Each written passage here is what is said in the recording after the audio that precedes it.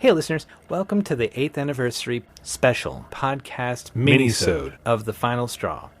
The Final Straw has an irregular tradition of using our anniversary to air conversations with other projects that produce anarchist media. In past episodes, linked in the notes for this special, you can find chats from past anniversaries. This time around, we're featuring 2 interviews. First, you'll hear from the regular host of the ItsGoingDown podcast.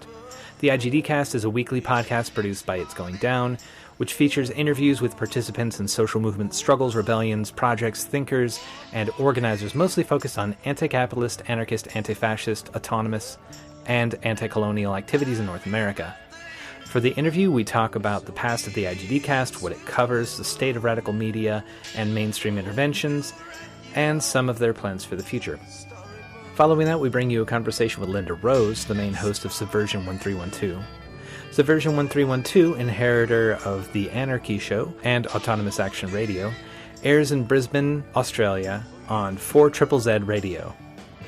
Linda Rose and I speak about the history of the show, which has run in various forms for over 2 decades, anarchist approaches to Australia to anti-colonial struggle, spaces and scenes in Australia, feminist interventions against so-called men's rights activists, with a special appearance by Mark, the international pop sensation and occasional co-host. Would you care to introduce yourself to listeners and tell them about the IGDcast?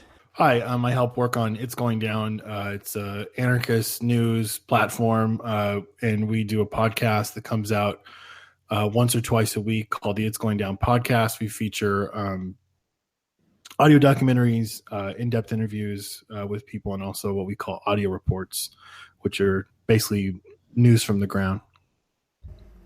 And what's the political bent of It's Going Down? And is there any, is there autonomy between the IGDcast and It's Going Down as an overarching umbrella project? We're a small collective of people, and we all talk together about different people we want to interview.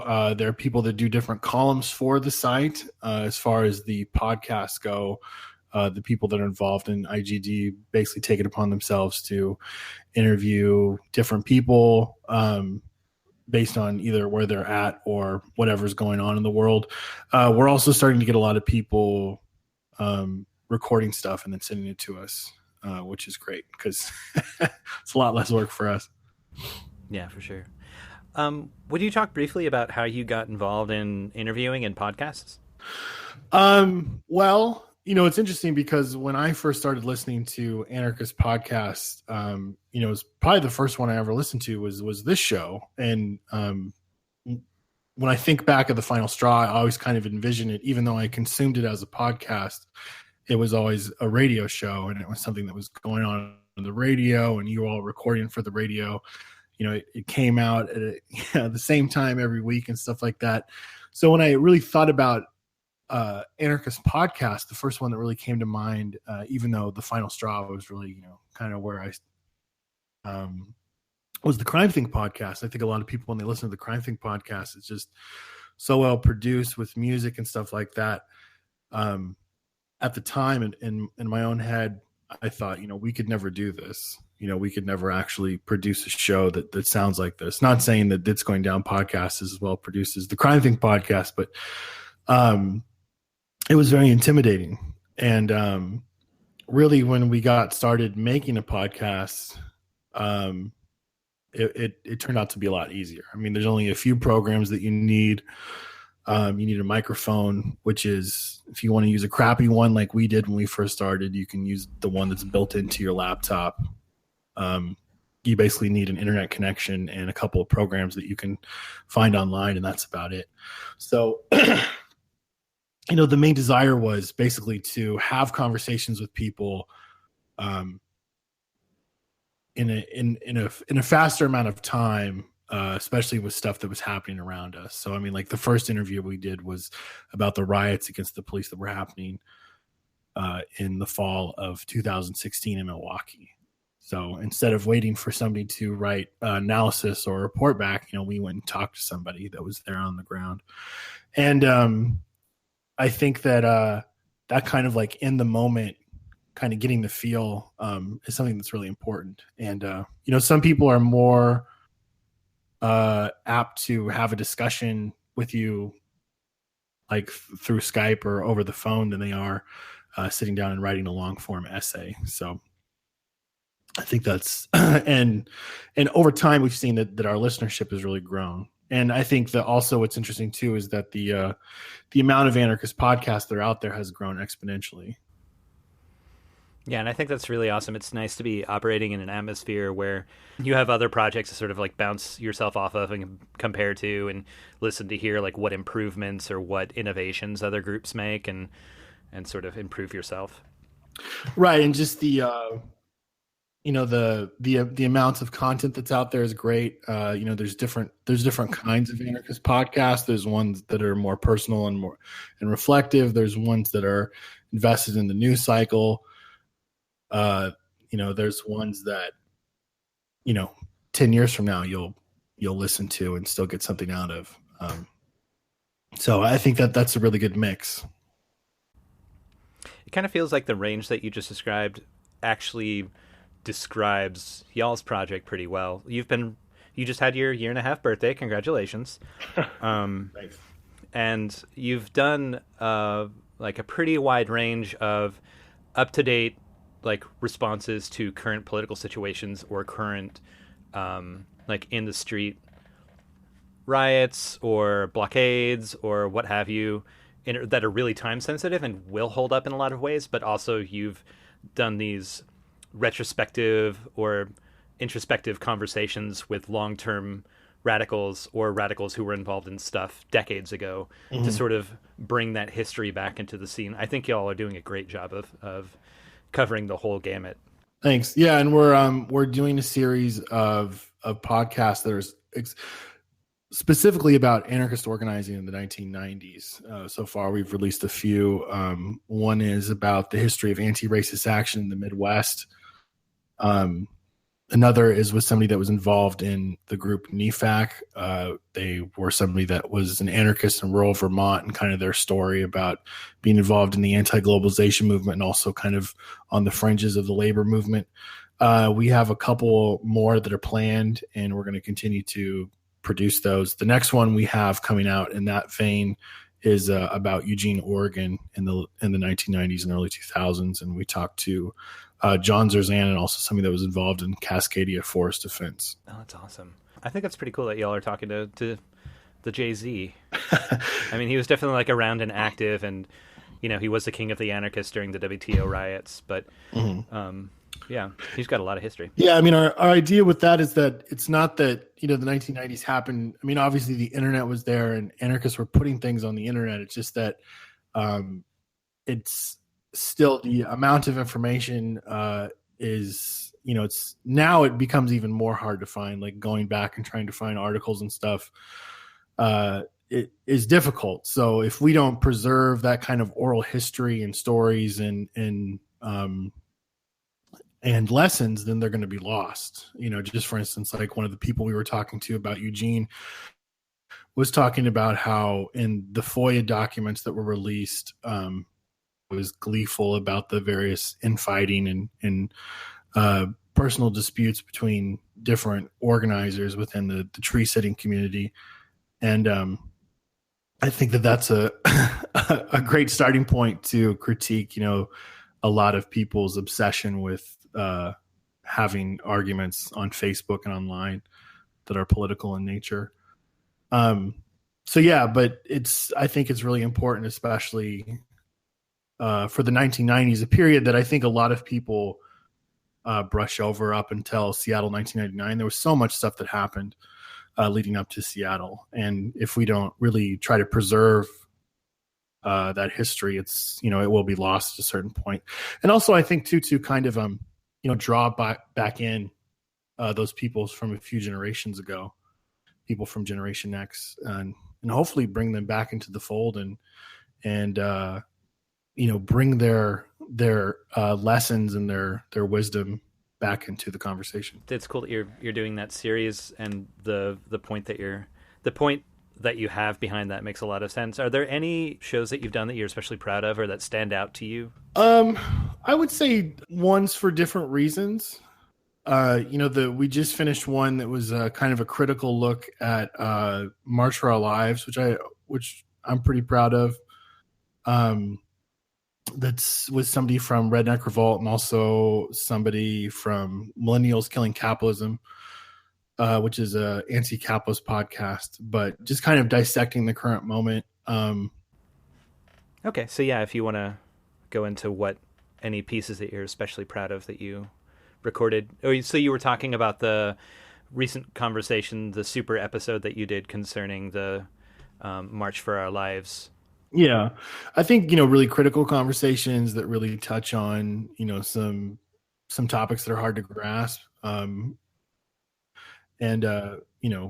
expose some points where we're going to disagree, I think are important. I think there's been a few, we refer to them as audio documentaries, one from Standing Rock, and we did another one about the anti-fascist mobilization in San Diego, which very proud of. And also, the huge amount of work that went into the Drop J20 podcast. I think we did 5 of those, and those are all, done by people on the ground in Washington, D.C., which are just amazing. And those had a huge reach as far as people listening to them.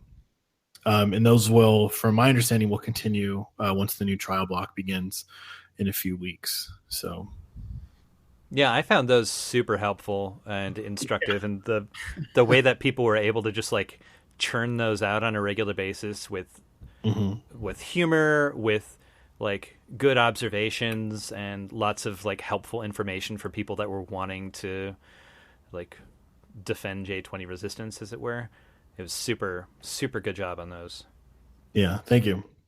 Yeah, and just some of the ones I think that are really great are just some of the shortest ones, just on the ground reports about different strikes and occupations and riots and struggles that are happening all over the place. And people have been very gracious coming on the show, even if they don't just politically describe as anarchists. It's been great having a lot of people from a variety of social movements and struggles coming on and sharing their voice.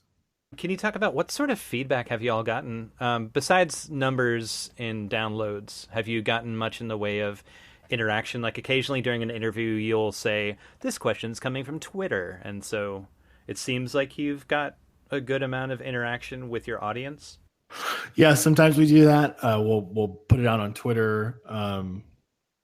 If people want to ask a certain guest a question, yeah, we get a fair amount of feedback. I mean, every day when we open up the email, where we're getting, emails and threats and feedback. And, the last kind of like feedbacky email we got the other day was from a Teamster worker that described themselves as an anarchist in the Southeast, talking about the strikes that were going on with the teachers. So yeah, we get a lot of feedback. I mean, from all over the spectrum too. I mean, we definitely get threats and harassment and,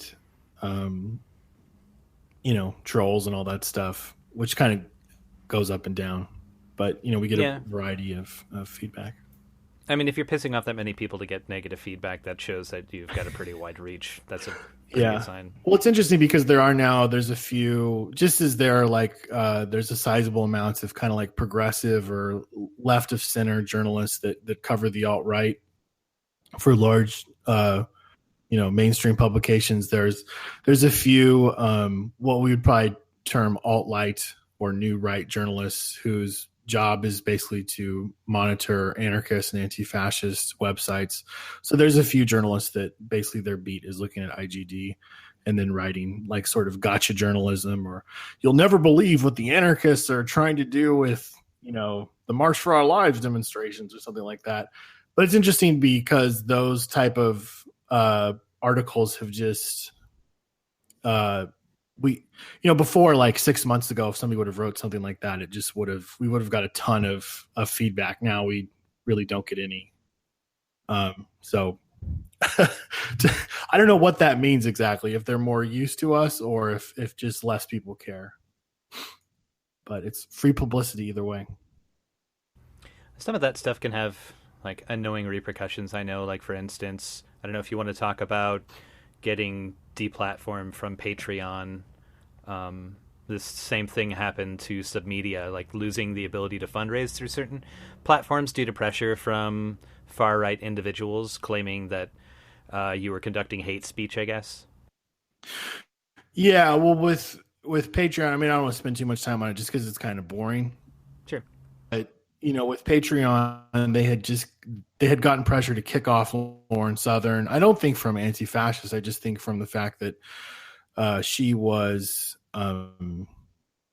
Iranian on board a ship that was actively trying to block refugees from getting on the mainland and putting people's lives in danger. So I think some like a variety of human rights organizations were putting pressure and calling different organizations which were funding that operation.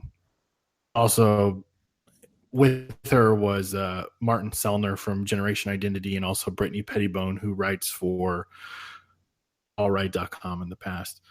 So she was kicked off of Patreon, and then in response to that, a lot of people on the far right and on the alt-right began to basically point to IGD, saying like, well, if you're going to kick off Lauren Southern, what about this group? And what was interesting is they pointed to a list of articles that they had a problem with, and those were largely like communiques or reposts of certain actions that had taken place. And what's telling is that the list of those articles came from forums like The Right Stuff, which is a neo-Nazi podcast network. So people, especially like Tim Pool, were basically taking, quote, the research that neo-Nazis had done, and he was basically lobbying the CEO of Patreon, Jack Conte, to kick us off. And we know that Tim Mr. Poole sat down with Jack and basically pushed for us to be kicked off, and it worked. And I think that it was very nice for Patreon to basically kick us off, because I think it kind of allowed them to look like more of a neutral figure, because definitely a lot of people on the far right were very pissed that Southern was kicked off. But I think just like the alt-right is having problems funding their projects. I mean, we're pretty much in the same boat, because if you get kicked off of a few currency transfer programs and crowdfunding campaigns, I mean, you're done, because everybody uses Stripe and PayPal to do their business. So, I mean, if you're removed from those institutions, I mean, you're pretty screwed. So, I mean, just like the alt-right is trying to figure out how to build infrastructure on how to sustain themselves, I mean, we have to do the same thing. I mean, largely the anarchist movement has been, pushed forward with, volunteer labor. But I think that definitely we need to find ways to allow, people to do this full time, especially when it comes to like, work, like media stuff, because it is a full-time job. Yeah, and that really shows in the work that you all do with the IGDcast, not only with the website, which has multiple articles a day on various different things affecting radical decolonization, anarchist anti-prison struggles around North America, but the IGDcast, it shows in the questions that you ask and the conversations that you have, that you spend a lot of time paying attention to what's going on in the media, whether it be mainstream political content around what this specific politician is doing, or paying attention to social media threads. It's almost kind of like falls into the news junkie genre at times, but I find it really informative because it can touch on and bring out nuances that I wouldn't be aware of, because I don't have the time to pay attention necessarily, or don't have the focus. What, in terms of that quick turnaround and in-depth media attention that y'all provide, where do you think anarchist media is at right now in the English language in the US? And do you think that we need more of that sort of focus, or is there more of room for a bunch of different kinds of projects? Well, I think what's happened in the last couple of years has been very interesting. I think people have kind of switched from a very liberal mindset of we need media to speak truth to power, and some rich person will do something for us, and then we'll win. I mean, obviously that's a fallacy. I mean, we live in a world of power and domination, and it's a question of forces. Your side has this much force, their side has this much force. I mean, you're in a struggle, you're in a battle, and the question is who's going to win.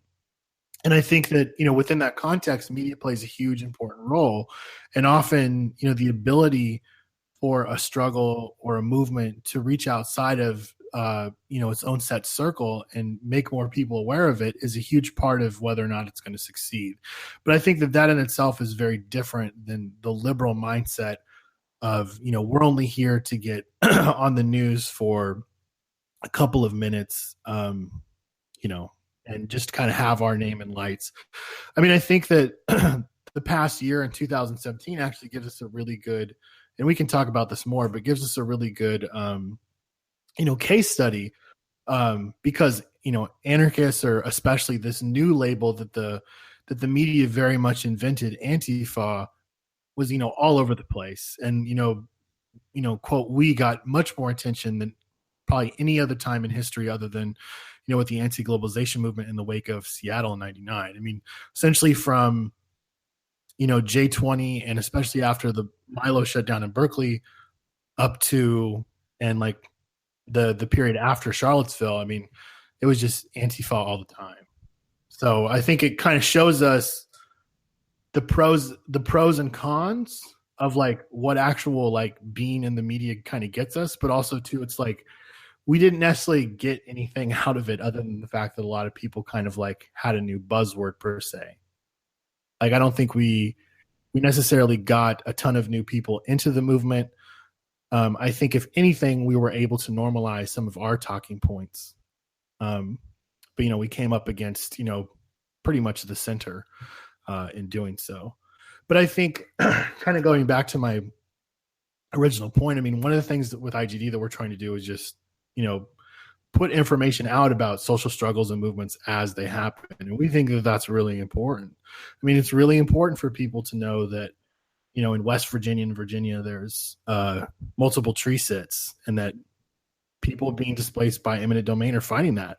Or, in so-called Canada, there's different stuff going on, or, here there's something happening, and trying to connect all those different nodes together, I think is important. And I think, the larger the platforms, the more people are aware of kind of the real stuff that's happening all around them. I mean, I would kind of push back against what you said earlier about us not really getting very much out of the media coverage, because I think, and you can't say it's all mainstream media coverage that got us the attention, but, there were huge droves of people that came out into the streets in ways that, in numbers that haven't come out for, over a decade, since the anti-war movement, probably, to resist the street level fascist or proto-fascist organizing that was happening. And I think that there has to be some connection between those folks sharing space and coming out and the coverage that we received in the mainstream media, and then the influence, hopefully, that projects like yours and ours, provide.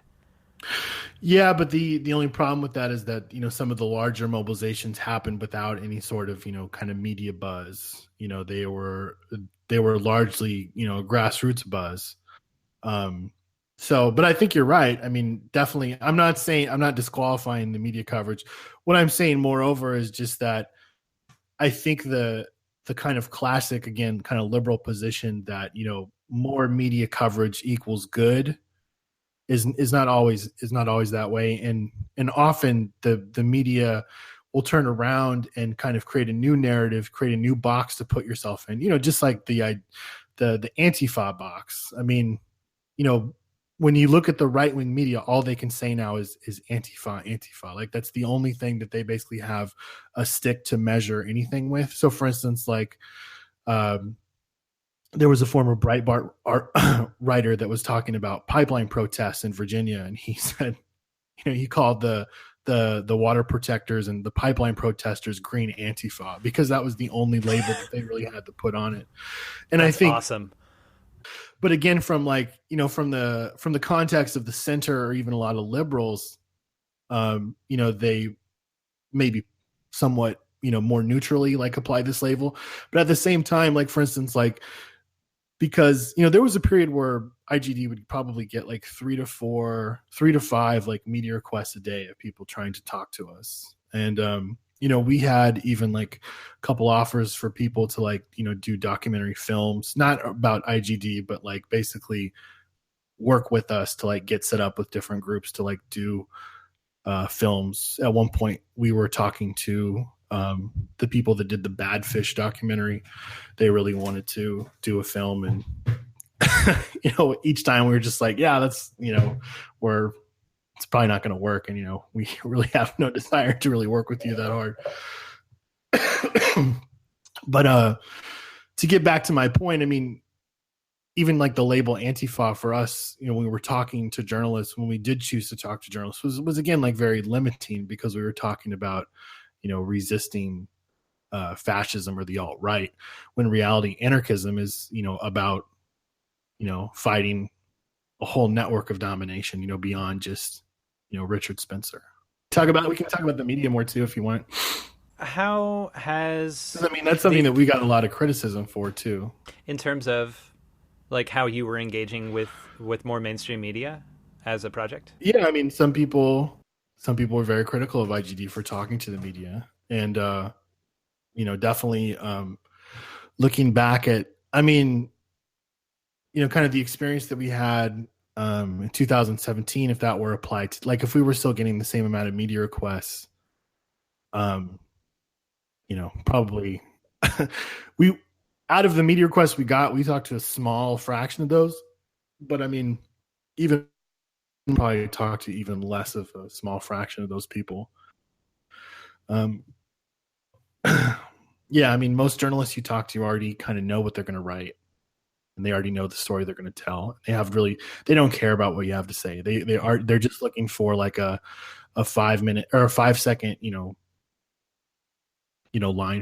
line from you. Yeah. And I think that's something that like people have a really hard time understanding. We always think that somebody is going to be like neutral or have our best interests at heart. It's like, no, it's not that way at all. Like, people already know what they're going to write. They already have a political position. They are by and large using you. And the people that are legit are the journalists that you can read their work today and know that they're legit. And that's why you would talk to them in the first place. And I think that was the big lesson that we learned. I would like to switch to the concept of left unity. I've heard IGDcast and IGD trouble the idea of left unity or a united front in terms of facing off against repressive organizations like the government, or in terms of street organizing against reactionary elements. Do you have, like, what are your views on the idea of left unity? How far can you go with it? Well, again, I think that this post-Trump time period kind of gives us a litmus test for such an idea. The first thing is, by and large, what's described as the left, within the mainstream political lexicon is basically the center. It's people talking about people that are in the political center that are a part of establishment politics. They're part of the Democratic Party, or there's in some circle beyond it, but they're very much invested within the political project of the state itself. When by and large, if you look at, the majority of people in the United States are disgusted with the two political parties. The majority of people didn't vote in the last U.S. election, and even a lot of people in, like, for instance, swing states, the majority of people that voted did not actually vote for either Clinton or Trump. So I think that's who anarchists should really be talking to, is people that are disgusted and fed up with, politics itself, as opposed to trying to like chase the left around. But I think also too, like, I think some people on the left and some anarchists too kind of like held out hope that liberals, or like hashtag the resistance, was somehow going to come around and basically come to the side of grassroots struggle within the Trump period. And I think that time and time again, we saw that was not the case. And that instead, basically what the Democrats did was basically become overjoyed that Trump ended up sucking so much, because they knew that would give them the impetus to basically win back seats in Congress and possibly the presidency. And, most liberals did not kind of come to, the side of grassroots struggle. Instead, they were invested in things like, Russiagate, or, all the various scandals and stuff like that. So I think that really kind of shows us, again, like where we should be putting our energy into, and like who we should be trying to talk to. It's not people that are really invested in party politics, that are, quote, the majority of the left in the United States. It's people that are affected by the everyday conditions of capitalism. But in a lot of cases, there's not a separation between the two. There's, a lot of people will end up choosing to get organized or attempting to organize through the mainstream politics that we've been inculcated, through the educational system and through the media, to get engaged with, to make changes again, around their day-to-day life. And even going to a political rally or whatever where you don't feel like you have personal agency, it would seem that you at least are doing something. Even just retweeting liberal memes is doing something, and a lot of people just don't really see. Like, I think it's telling that a lot of people don't take the time or the energy to step aside and actually try to get involved in grassroots organizing. What is it about IGDcast that would push or direct people who would hear? Oh, I mean, are you even trying to reach out to those people? Like, who's your audience? Well, again, I think, and this is what we have to say to a lot of people that consider themselves part of the left, in the sense that they see the left as kind of like this fighting force that's like, pro-revolution, but like basically, clumps anarchists, communists, socialists together, is that, look, like if you're just basically chasing around nonprofits, if you're chasing around all these like official left groups that, are allowed to exist within capitalism in the state, like legally and officially, then that's a losing strategy. Instead, we should be looking to what everyday people are doing. And for instance, if you look at all the teacher strikes that are happening right now, what makes them interesting, what makes them worth paying attention to, and what, should give us hope in them, is that because these struggles have reached this point, because they are in rejection to the leadership of the union bureaucrats and also the Democratic Party. If you look at what the strikers and the people that are going out to these protests are saying, is they're saying, look, we've had decades of the union doing this stuff and they haven't done anything. Like, we're fed up and we're taking matters into our own hands.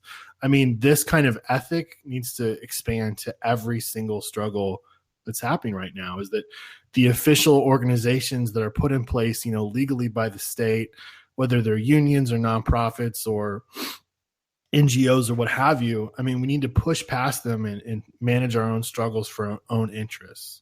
I totally agree. I have nothing to say in response to that.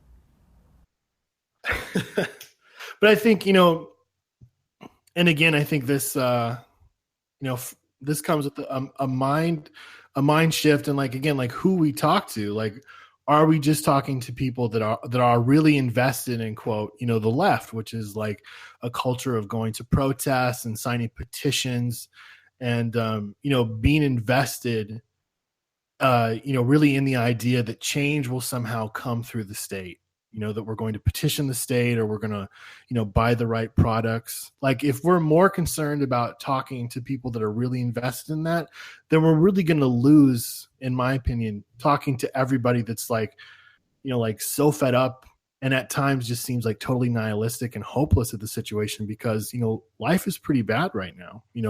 People are working more hours for less and less pay. The ecological situation continues to get worse. I mean, everything that is kind of on the horizon for people right now is bad, from like automation to increasing militarization of the police to surveillance. I mean, nothing is rosy. 10, 15 years from now, they're saying up to 50% of jobs that exist right now are going to be displaced or negatively impacted by automation, that upwards of 50% of the workforce is going to be working in what they're calling freelance or gig economy jobs. I mean, every single bad thing about society now is going to get worse exponentially. And then we're going to see more and more negative effects of climate change, more and more people displaced. I mean, none of these things are going to get any better.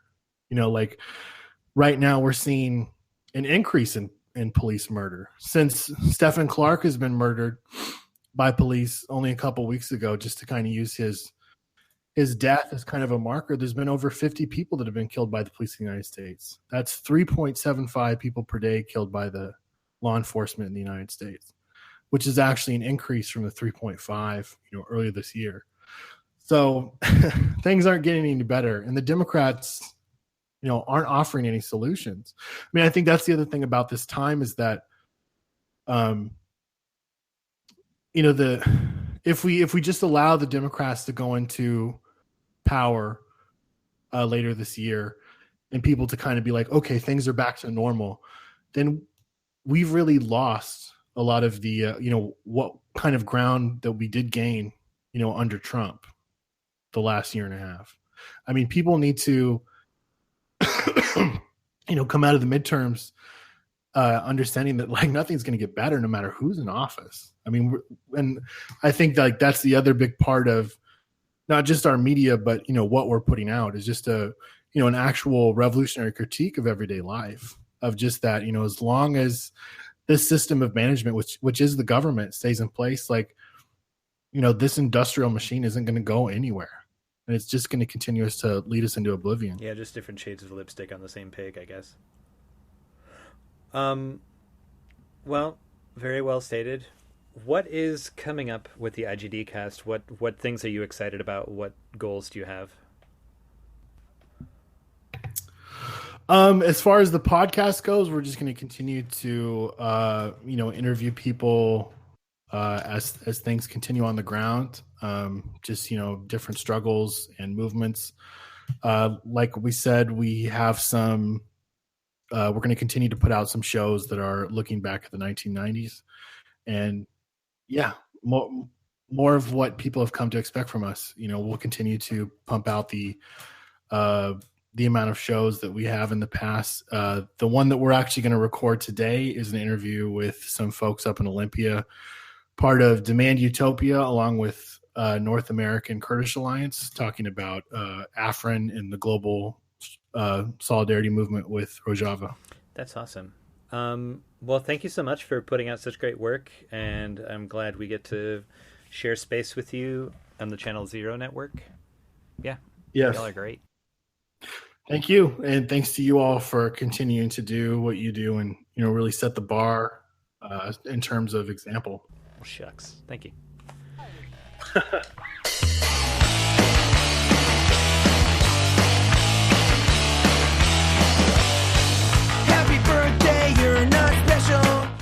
I'm speaking with Linda Rose, the producer of Subversion 1312, Anarchist radio show out of Brisbane. Is it okay to pronounce it Brisbane or Brisbane? We like to pronounce it Brisbane. Okay. Yeah, but some people, probably most likely Americans, like to say Brisbane. Yeah, it's the kind of pronunciation we would have here, I think. Well, but I will be respectful and say Brisbane. Yeah, anything goes. Subversion 1312 is broadcast on the station 4ZZZ, as they might say in most of the English-speaking world. Right. Thanks a lot for taking the time to join us, Linda. Oh, no worries. It's great to talk to you. Or me, I guess. I keep pluralizing. Is that a thing that you do on your show? Do you like we're speaking with, we're joined by, that sort of thing?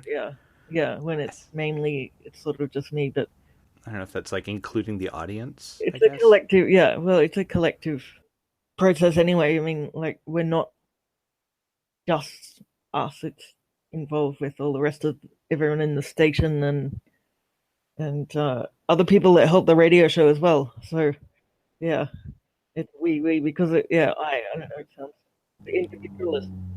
Can you tell listeners about how, when, and why you started identifying as an anarchist? And do you hyphenate your anarchist identity at all? Yeah. So my parents were always have always been very political. Ever since I was a child, they were involved at that stage in politics, like in the Labour Party, which is the left-wing party in Australia. And they're also involved with unionism. So, yeah, as a child, I was always involved with stuff like that, and they'd take us to the Labor Day rally, the Labor Day march that happens every year, and also the peace and disarmament, nuclear disarmament, and peace Palm Sunday rally. Like, we're not religious, but it used to be huge in Brisbane. too, like around the time of uh, Chernobyl and the worry. I mean, we have to worry now about the nuclear arms race, but people seem to worry about it more back then. So I was always sort of had that political upbringing, and then I started at 4ZZZ. I started studying journalism at a university here, and actually someone who I became friends with introduced me to 4ZZZ and to one of the longtime news people, news journalists, and basically anarchist guy John Baird, who was doing the news program. And from there, I just kind of met more people and became friends with people who were identifying as anarchists. We were doing the indie media, was a major part of it, that I got involved with indie media. And so I was working with more anarchists there. So yeah, and then gradually I kind of started doing the Anarchist show. It was called the Anarchy Show then. I started doing it, and then I started doing it more, and then they needed people to do it. So there was me and another guy. We were doing it, and we arm wrestled for who was going to do So yeah, and then he stopped doing it, and then I've just been doing it. And I don't know if this is another question, but I don't know. I don't know, the Anarchy Show. I don't know. It just sounds a bit, I don't know, too plain or simple or something. So I wanted to change the name. At one stage, I changed it to Autonomous Action Radio. But then sort of that became a podcast. I was doing Autonomous Action Radio. Then I was doing the Anarchy Show on Triple Z on the analog 102.1 FM. And I had a website, autonomousactionradio.com. But then, yeah, I came up with this great way to change it to Subversion 1312. Every week we do a Bad Cop, No Donut section where we talk about police misconduct and brutality. So that's why I stuck the 1312 on the end. So yeah, so that's where we're at now. So it's still the same show, just a different name. Do you know how long it's been under its various names operating? So I was trying to find out exactly how long, but it's sometime in the 90s it started. I actually say 1992. I don't know how I come up with that number, but yeah, Triple Z at that time was basically being run by anarchists, and even like the news coordinator was an anarchist. And yeah, they had a prisoner. Well, there still is a prisoner show today. Yeah, Triple Z was being run by anarchists, and they started doing the Anarchy Show. And that's pretty awesome. Yeah. That's cool to hear of such a long-running tradition. Yeah. And when I started Triple Z in 1999, a guy called Brendan Greenhill was doing it, and what I remember is he was always reading out stuff from Mumia Abdul-Jamal. Like, that's my main memory of what his show was, is just talking about that and reading stuff out from there. So yeah, and then I think it actually had a break, like not for. I've realized now that it kind of been very long, maybe like 6 months or something. And then some other people started doing it, and that's sort of when I started being involved as well. So yeah, but then 2005 was when I was doing it weekly with this guy called Felix, alternating weeks. And I don't know, in 2006 or 7 is when I started doing it myself.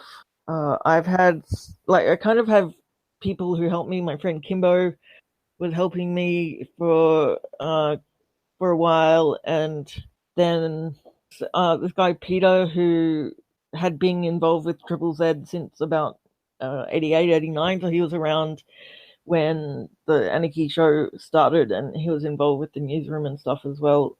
He comes in, he still every so often does a piece. I like to think of him as Uncle Peter because he's very knowledgeable, a lot of knowledge of history. So he comes in and talks about something and gives a good historical perspective on it as well. The show changed from being during the day on Mondays from 12 to 1 till nighttime, Tuesdays 9 till 10, because I'm not a morning person, and so it was hard for me to do it in the morning. So nighttime is so much better for me. So Peter doesn't come in as much anymore, but recently my housemate Mark has started coming in with a guy that he supports. He's a support worker, and he brings in this guy Nathan who he supports, and Nathan has autism, but he does a section. He does the bad cop no donut section. He tells a story or two, and sometimes makes something up or whatever. But yeah, it's good to have him on the show as well. And now recently, a friend of ours, her son, who when I met him was with some sort of socialist group, and I actually said to Al Maurice, the mother, I said he'll become an anarchist next. Soon he'll be an anarchist, and I was right. Yeah, he's coming in, and yeah, sort of fun at the moment. We try and have a bit of a joke around, and That's awesome. yeah, That sounds like a really good crew. Yeah, so it sort of changes. I guess the show changes depending on who's helping me at the time, which is good. So our project, being based in the U.S., is kind of focused on the navel gazy of being an American project. That gets to be enriched from by projects from elsewhere. But so that said, we tend to focus on things that are happening in North America. So I'd love to learn about what anarchism is like in Brisbane and in wider Australia, as you understand it.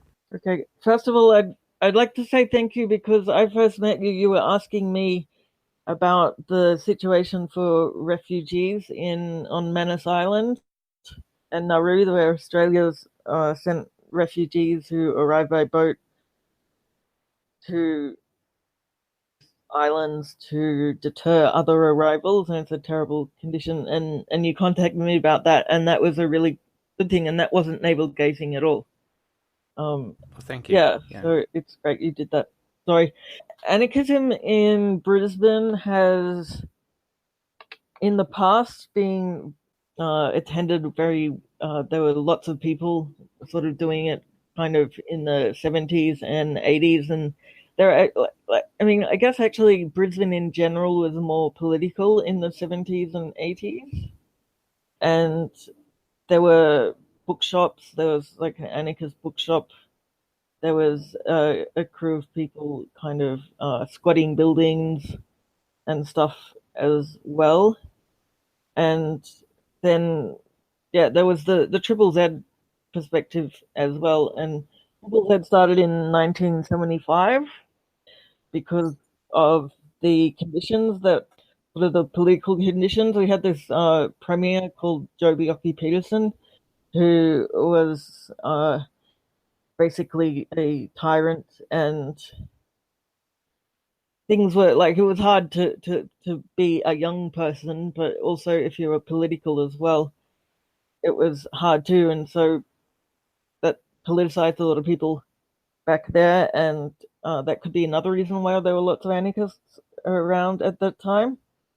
So yeah, since I started Triple Z is actually in a building that used to be the Communist Party building, and they sold it to us in 1989 after we were kicked out of the university and had some other problems.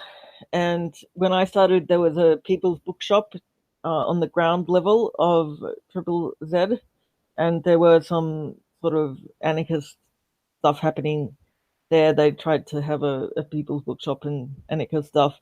Some people tried to start the Wobblies a bit as well, and then we had also around then tried to start this thing called the Future Urban Collective Knowledge Expansion Division. Fucked. And yeah, that sort of met in that place. And also indie media was involved, and that was sort of like we were anarchists, the people that were running that. So yeah, and since then there's been a bit of anarchist stuff, the Brisbane Solidarity Network, and they had stalls and everything, and I put on film screenings every so often. Someone might have a talk on something, but there's no large sort of like collected, organized anarchist group per se at the moment, but there's hope for the future. There's also been 2 summer schools though in Brisbane, one about 15 years ago and one a few years ago, like an anarchist summer school, which was getting people together to talk about anarchism. So yeah, I don't know. One of the main, I guess for me, a standout thing that I did was I organized the tour of the Franklin Lopez submedia film called Ensiv, Mm-hmm. and so yeah, so basically I brought him to Australia, I guess, but also to Brisbane, and we had a film screening and a talk, and we did a film fundraiser thing, which was kind of anarchist as well. So yeah, and we did that in Sydney and Melbourne, and Canberra. We went to Canberra, where the Aboriginal tent embassy is, and Sydney and Melbourne and Adelaide, to the kind of, so that kind of went to the anarchist hotspots, if you like. Mm-hmm. In Sydney, there was the Black Rose bookshop, which has since closed, but that was an anarchist space in Newtown, which is the inner city area. Sydney's also got a bookshop called Dura Books, which has been going for a long time, and they sell anarchist books and do other anarchist events. So it happens in Melbourne. There's the Melbourne Anarchist Club in Melbourne, and there's also a radio station called 3CR, and they have a lot of anarchists there and a lot of political radio programs. They're kind of a sister station of 4ZZZ. So yeah, and then in Adelaide too, there's anarchists probably involved. There's like an anti-poverty network kind of thing in Perth as well, on the western coast. There's lots of really good stuff happening with Indigenous rights and refugee rights as well over there. So yeah, and there would be anarchists in the Darwin and the Northern Territory, Alice Springs. They'd probably also be helping Indigenous people a lot. That kind of leads me into the next question. A thing that our 2 countries have in common is that we're both inheritors of Anglo-settler colonial societies. How do you see, or how don't you see, anarchist engagement with decolonization and anti-border work in Australia? I think anarchists they think it's a priority to work with First Nations people. I think, I kind of compare it to Canada, and anything, I guess, that I hear a lot, like from knowing Franklin, his involvement with the organizing up there, and I think Indigenous organizing is more cohesive there, and one of the reasons for that is probably because when the British came to Australia, they took people from their land and they'd take people and move them to somewhere else. And so there's a lot of people who are disconnected with their country. So I see, like, in Canada, there's people defending against the gas pipelines, and I think, I don't know if I'm right, but I think that the groupings there are stronger than here in Australia. But there's the Aboriginal tent embassy in Canberra, where in 1972, I think it was, or 1982. It must be 1972.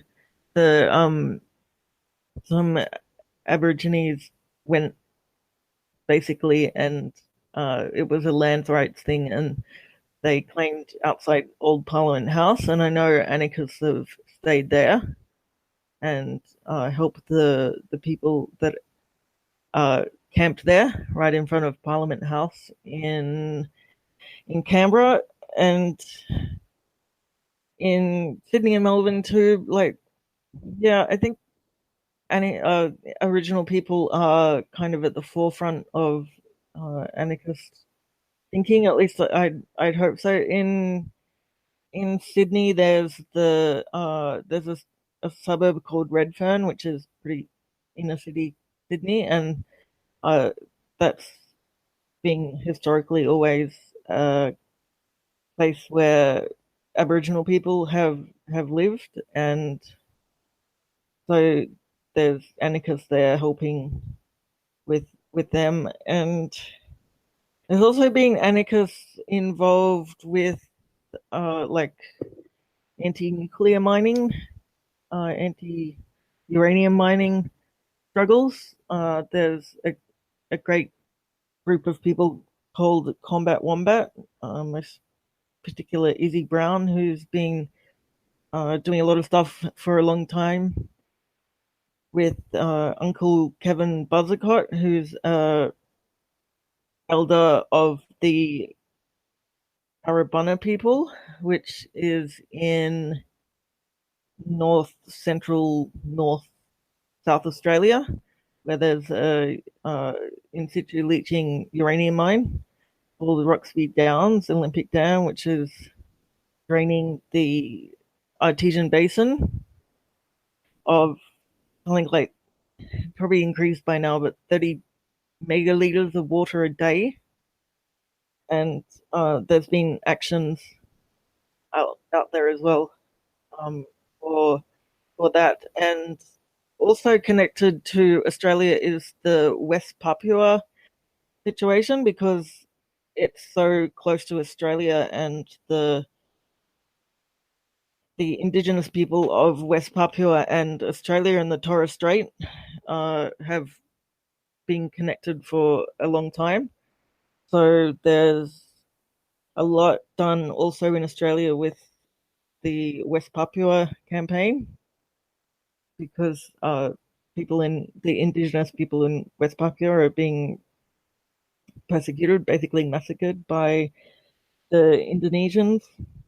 And for folks up here who don't know, with West Papua, there's a lot of, like, I remember seeing videos that were made and distributed by Earth First folks, I think, that were based in Australia from the 80s and 90s about indigenous struggle in parts of West Papua, and kind of late stage colonialism with, like, definitely repression from the military of Indonesia, and lots of, like, Western gold mining projects that were going in and destroying the water sources and deforestation and just all the extractive industries is like a part of what they were dealing with, right?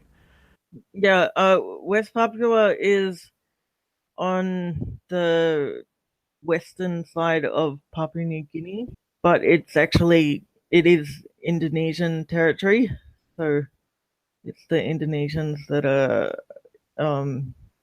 massacring the West Papuans. And there was a peace flotilla that was going from Australia to West Papua. That was quite a few, not that long ago, a few years ago, and that was Indigenous people from Australia travelling on boats to West Papua, and they they didn't actually get to the land in West Papua. They did manage to exchange the ceremony, whatever that they were trying to do, and that's going to happen again this year or maybe next year. At the moment, also the Commonwealth Games or the Stolen Wealth Games are on the Gold Coast. Mm-hmm. Yeah, and there's an Indigenous camp down there. Yeah, where Indigenous people are coming from around Australia to go there. They already blocked a march, a relay that was happening. They managed to block it and hold things up for a while, and the relay had to be rerouted. So yeah, and they've got other things planned for the weekend as well. In proportion to other anarchist projects that I see, Subversion 1312 addresses feminism and issues of gender in a very head-on manner, more than others, which I appreciate. Can you talk about this and your view on the state of patriarchy within anarchism and within anarchist media? Yeah, so with the gender aspect, one of the reasons lately, why I've been doing this, like basically this year, I've done a lot on gender, is because a series of friends of mine have watched a film called The Red Pill, and that's where I'm going. And so one friend talked to him for over an hour. Actually, he was going about Muslims first, and then he got on, and they were doing the anti-feminist red pill, whatever. And so I thought, I'm going to do an interview with someone to just get this done. And so I'll do the interview and they can listen to that, and I don't have to think about it anymore. Then this other friend of mine started going on about the red pill, and more people from the station, we were having discussions on gender equality and even if there's a need for gender equality. And then the red pill thing came up again. And and then just recently another friend of mine has sort of shown support for men's rights activist kind of stuff, and told me that us women are taking over the world, hell bent on taking over the world. Actually, was the quote. This person even was on the show sometimes. If they hear this interview, I guess totally not my friend anymore. He gave you the name for a band right there. I mean, that's an awesome title for an album or a band. Hell-bent, at least parting gift. Hell bent on taking over the world. Then there's some things that men are better at than women. Not such a great title. No. And I said, yes, men are better at like cooking and cleaning and anything else I don't want to do. Men are better at it than me. So that's basically why I've been doing that. But also in the past, I've had a friend who is transgender. I mean, I've got a few friends who are transgender, but I had a long-time friend who is transgender and was involved in some transgender rights here in Brisbane. In Queensland, the Anti-Discrimination Act didn't cover transgender people until like 2001, 2002, and we were involved with that. I've sort of been with transgender as well stuff, but I think it's great. Triple Z has had female managers for the last, I don't know, at least all this decade. Yeah, even for myself, I think it's great.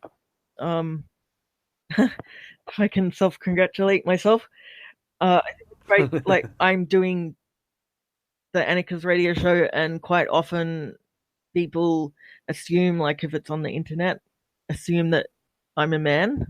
That assume, because they don't know my name or anything, like they just kind of assume that someone who's doing an anarchist show or involved in some anarchist Facebook page or anarchist group is going to be a man. That's great. I'm also happy that we have Nathan coming in sometimes, who is also kind of representative of a minority of people with autism. And I think it's really good for him. And I think it's good for other people as well, kind of normalizes the different kind of skills and the different kind of capacity that we have. So, yeah, and now we've got a youth member as well, Max, who we turned into an anarchist. So it's great. You've recruited. Yeah.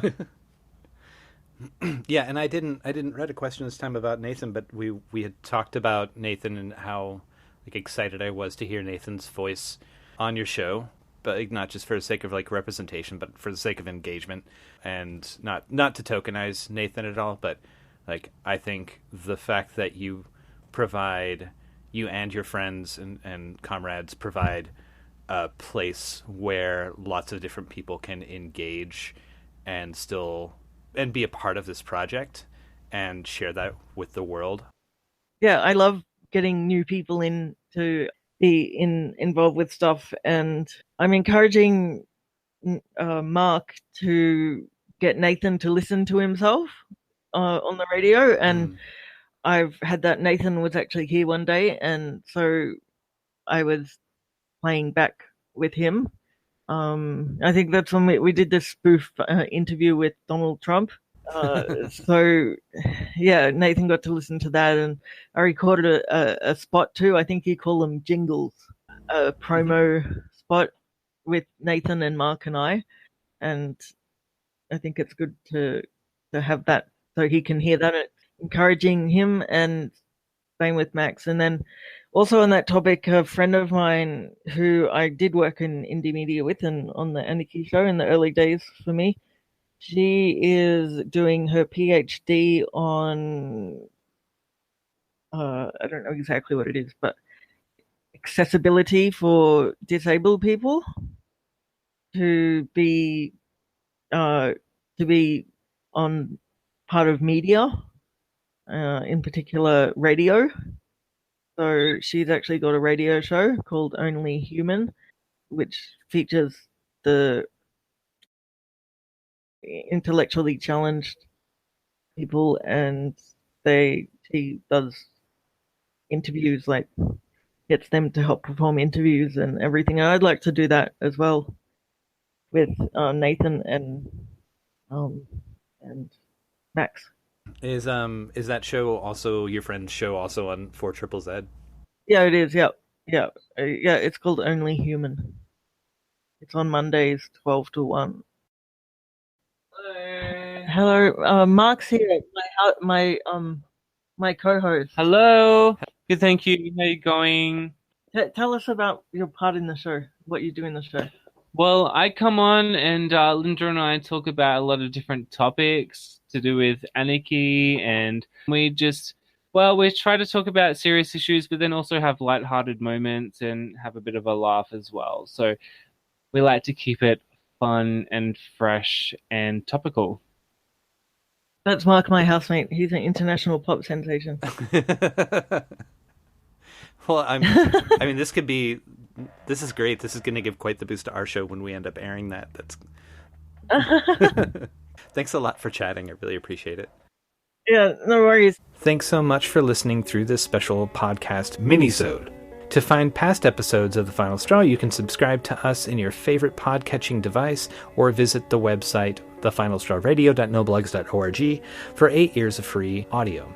If you'd like to hear us on your local radio airwaves, contact your community radio station and tell them to check out the radio tab on our website. Or you can reach us via thefinalstrawradio@riseup.net, and we'll try to help in the process. We are up on the most obnoxious social media platforms and can easily be shared after we air. Finally, if you appreciate the work that we do, please consider a one-time donation via PayPal, or, better yet, a recurring one via Patreon. If you visit our website and click on the Donate tab, there are instructions there, or you can visit patreon.com/TFSR. All of our content is free, but $1 or more a month can be very helpful to keep us going. Plus, there are some pretty awesome thank yous available.